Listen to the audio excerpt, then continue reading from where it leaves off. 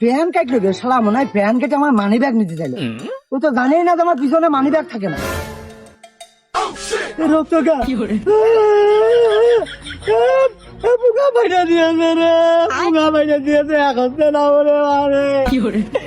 আমি বাইরের এলাকায় আইছি, আমার পুঙ্গা কেটে দিয়েছে রে। আমি ডাক্তার দেখাবো কি করে, আমার কাছে টাকাও নেই।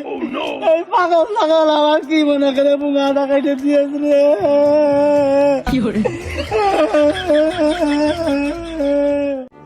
না, নীতির ভিতরে পরিবর্তন আনতে হবে, পরিবর্তন আনতে হবে, ভালো হতে হবে। এ দোস্ত, দোস্ত আসলে ওই কি মনে হয় বল্টুটা আজকেও গেছে রে। ভালো যা।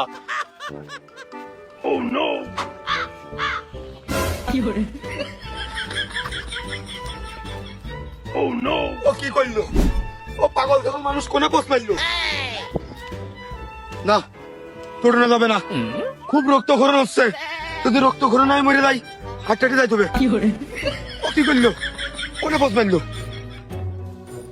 মনে তুই ছোট মানুষ, পাগল ছাগল হলো তুই ভালো ছেলে। আমি পারি না আর পারি না। পাগল ছাগল হলাম, ভালো হলাম।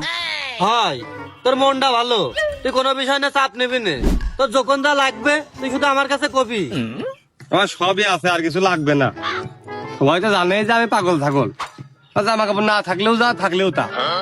আমার পড়ে থাকলেও তা, না পড়ে থাকলেও তা। খালেও যা, না খালেও তা, ওই একই। আমার আর কিছু লাগে না। মনে তারপরও ধর এক জায়গায় গেলি, তোর একটা ভালো জামা নেই, কিনে দিলাম। একটা প্যান্ট নেই, কিনে দিলাম। একটা স্যান্ডেল নেই ভালো, এক স্যান্ডেল পরে তো মনে কর কুটুম বাড়িটার প্রতিদিন যাওয়া যায় না সব জায়গায়। তোর ওই এক কাপড়ে মনে কর ভালো লাগে না। নিশ্চিত এই শালা উপর উপর যাই হোক মনে মনে বলটুকুই আমার খেপাচ্ছে, বুঝি না তাই মনে করেছে। স্যান্ডেল আমার ওই যা আছে তাই হলে হয়ে যায়, আমার নতুনটা লাগে না। আর আমি তো আমার মতন পাগল ছাগলদেরকে কুটুম মনে করে, আমার কুটুম বাড়ি নেই, তা আমি যাবো কি? আর জামা কাপড় আমার কাকা জুড়েরটা কিনে দেয়, আর ওই পুরনো হয়ে গেলে গ্রামে জায়গাটা আমার গায়ে হয়, ওরা আমার দিয়ে দেয়। তোর চাচাই তো 23টা মেললো। তোর চাচা ওই নতুন নতুন জামা কাপড় কিনে দিচ্ছে, মিষ্টি মিষ্টি খাতি টাকা দিচ্ছে, দিয়ে জমিটা লেখে নেওয়ার চেষ্টায় আছে। কে তুই জমিটা আমার নামে লিখে দিতে পারিস না?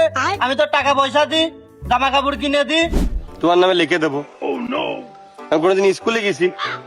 আমি লিখতেই জানি না নিজের নাম, আমি তোমার নামে জমি কি করে লিখবো? আমি কেন মরি না? ওরে শালার পাগল তা করছি নে।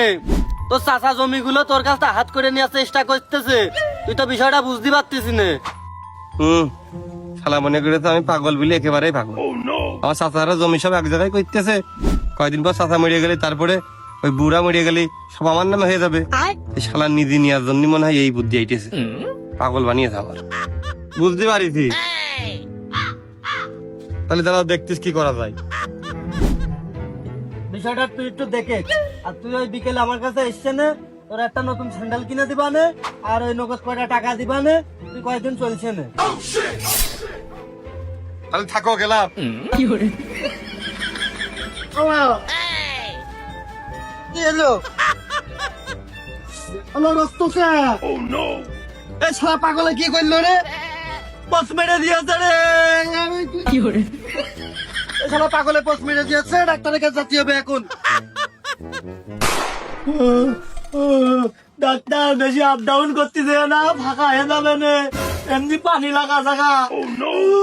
নইলে না, মোটা সুতো দিয়ে সেলাই করতেছি, ফাঁকা হয়ে গেলে কিন্তু ডাইরেক্ট হয়ে যাবে না।